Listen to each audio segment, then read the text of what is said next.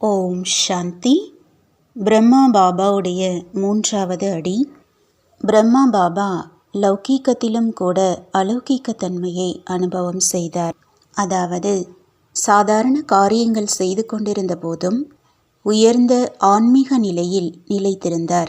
எப்படி பிரம்மா பாபா எந்த ஒரு கர்மா செய்து கொண்டிருந்தாலும் தனது ஃபரிஷ்தா நிலையில் நிலைத்திருந்தார். லௌகீகத்தையும் அலௌகீகமாக மாற்றம் செய்தார்.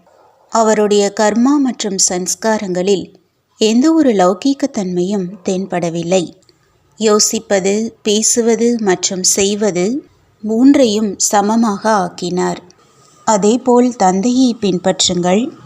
ஒவ்வொரு லௌகீக விஷயத்தையும் பார்ப்பது, கேட்பது மற்றும் பேசுவது அனைத்தையும் அலௌகீகமாக மாற்றி பாபாவுக்கு சமம் ஆகுங்கள். ஓம் சாந்தி.